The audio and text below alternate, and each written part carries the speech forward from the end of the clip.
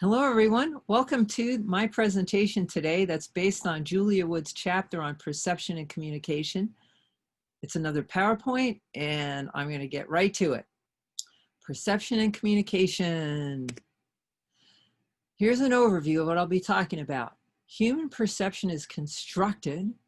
It is limited by the 3 Ps, and the ladder of inference can help us communicate more accurately. So those are the 3 main points for today. As usual, I will have activities throughout and some quizzes, so you'll stop and do those and then get back to the presentation. What do I mean by that perception is limited by the 3 Ps of perception? Well, perception suffers from the 3 Ps, which are that it's partial, partisan, and problematic. What do I mean by that? Well, partial means that whenever we perceive data out there, whether we see it with our eyes, hear it with our ears, smell it, taste it, it's through touch. All of those things are partial. We can never perceive everything that's available to us. The second thing is that it's partisan. So we have interests, needs, goals, and our perceptions are colored by those predispositions that we have, that we want things to be a certain way.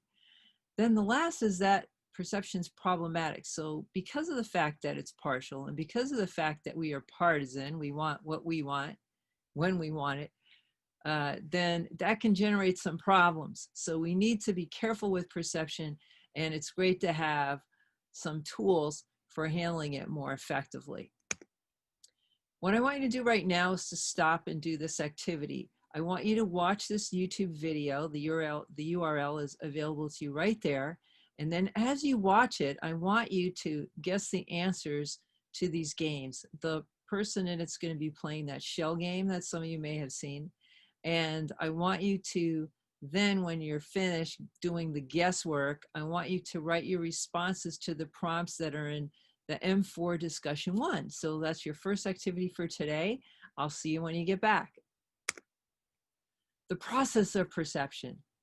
Perception is the active process of creating meaning, and we do this by selecting and organizing and interpreting objects, events, situations, and other phenomena. What do we mean by that? Well, selection. We will select according to certain criteria, as well as organize and make interpretations. So I'm going to talk about each of these things individually.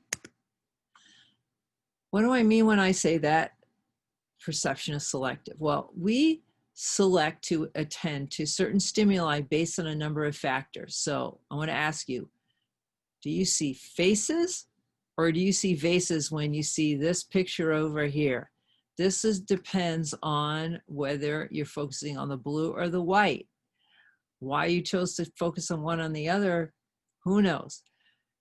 Some of the things that could direct or influence your perception is the quality of the phenomenon itself, what you indicate that you want to look at, and our own motives and needs, and then finally our culture can direct us. So the qualities of the phenomena. Take a look at this picture as an example. What do you see? Most people see a bunch of super, uber skinny people. Then they're walking and some of them have briefcases and they look like they're wearing suits. How many of you see women? Most of us see men, but if you look really closely, you will see some legs that are just skin, okay? They're just skin with some high heels, skin with high heels, skin with high heels, right? So, oh, there's some women. Now, this is, of course, based on stereotypes of what men and women wear. And these are based on Western culture, wearing suits. And then you might guess that these people are either going to or coming from work, yeah? So you probably don't see any individuals here, do you? And they all look kind of similar. So I'm going to move on to the next photo. And now what do you see? Well, most people see a very large woman with a pink top on and a polka dot skirt, and that will stand out. So why do we see that? Well, she looks really, really different than all of these other figures in black. Yeah, she's colorful, she's large, she has large legs, and she's also going against the traffic. Yeah, she's going in the opposite direction from the rest of these folks. Now, how many of you saw the little pink poodle? Now, the poodle's different, but the poodle's so little that you may have overlooked it, and that's largely because your attention was probably drawn to this large figure, so you're looking at the other side and you didn't notice what was going on over here. Yeah.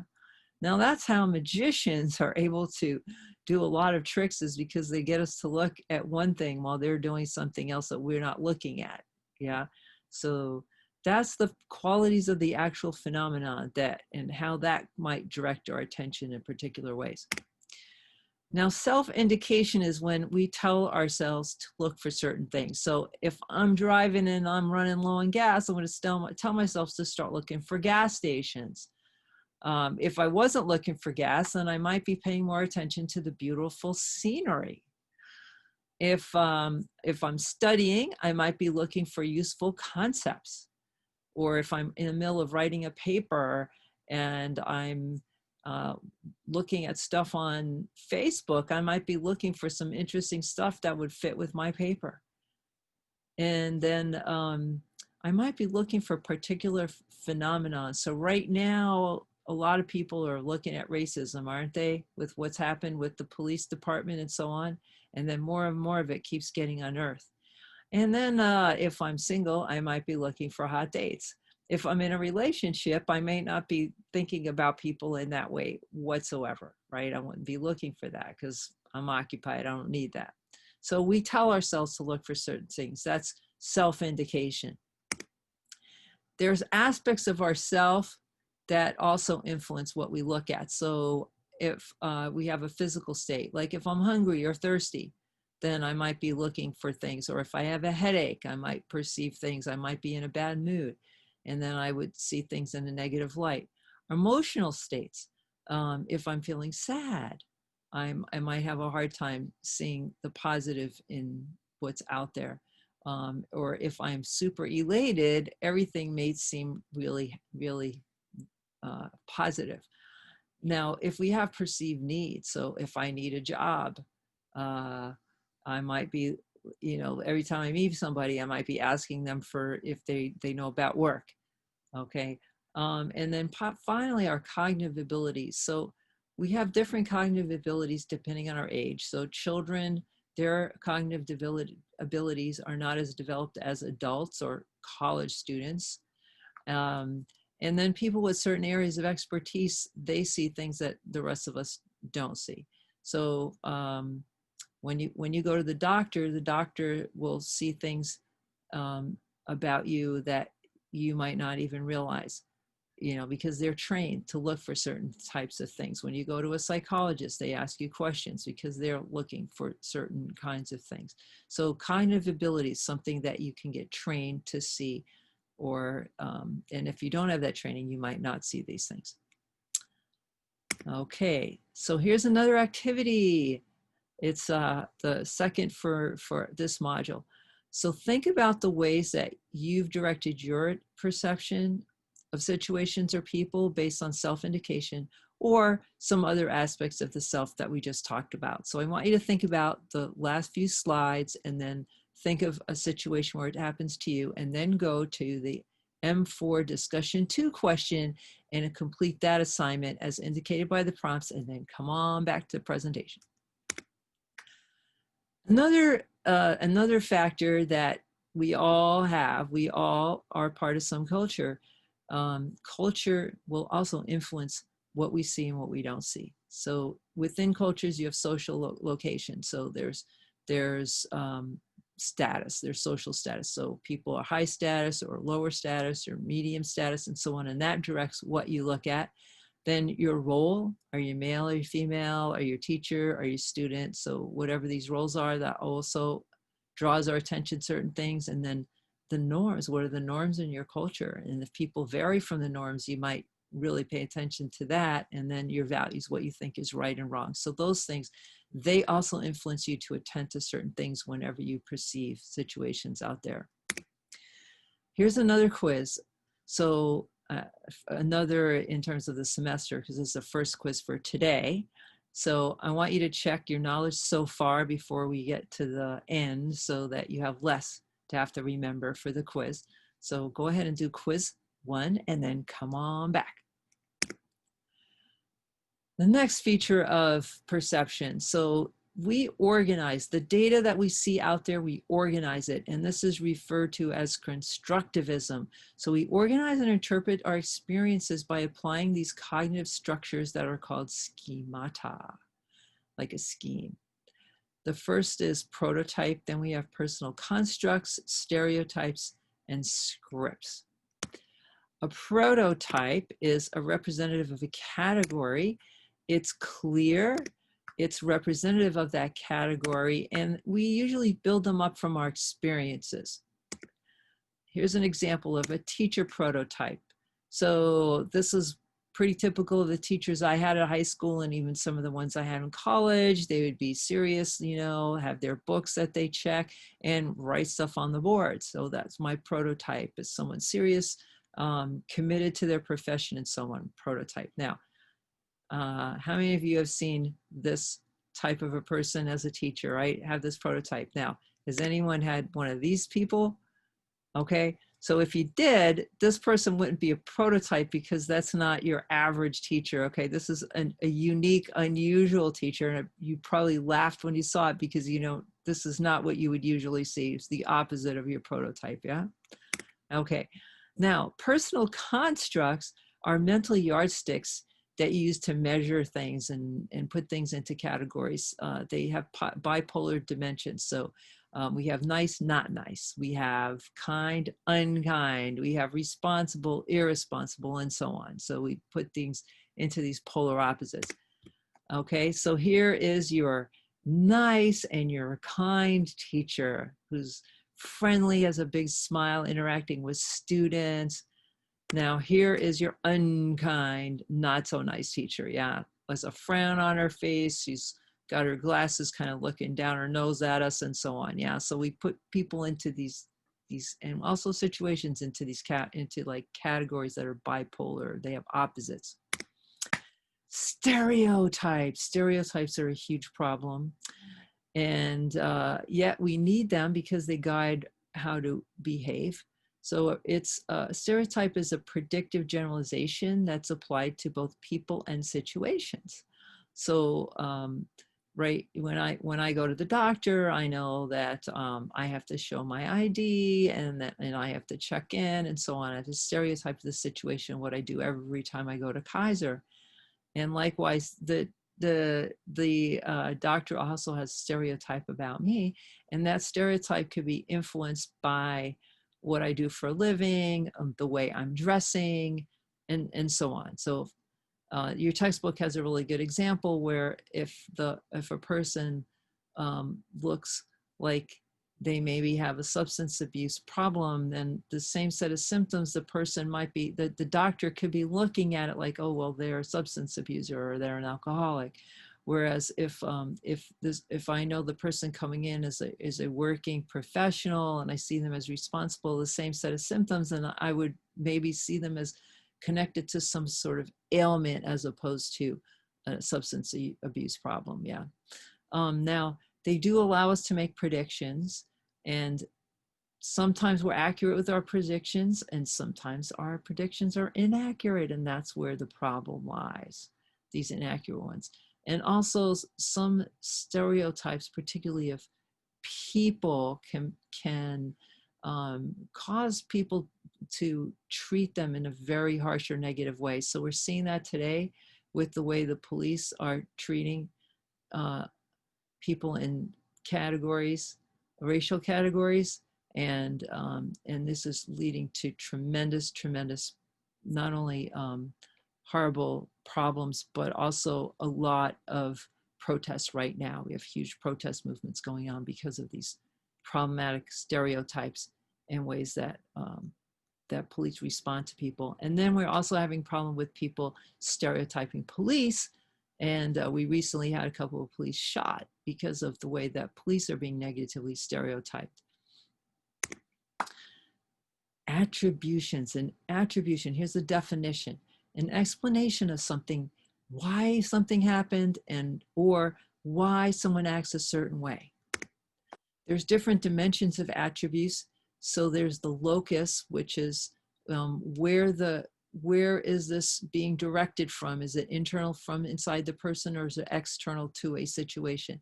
Is it stable? Is the person able to repeat this behavior, or is it unstable only sometimes? Is it specific, or is it global, like all the time, going on all the time?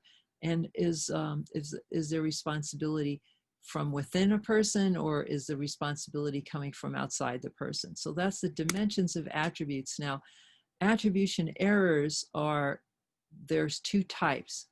So one is the self-serving bias, which is a bias towards ourselves and our interests, and then the fundamental attribution error. This involves the dimension of locus, of where's the control coming from.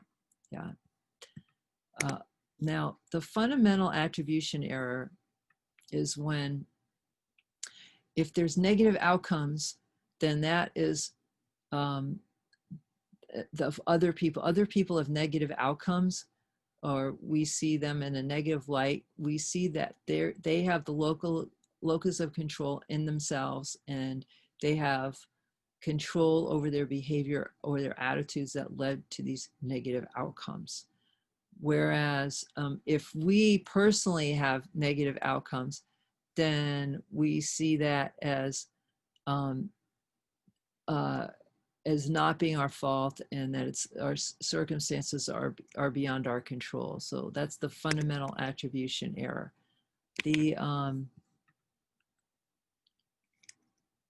Okay, now social media can shape our perceptions, and that's because they tell stories, and because we are influenced by the stories that we hear and the images that we see.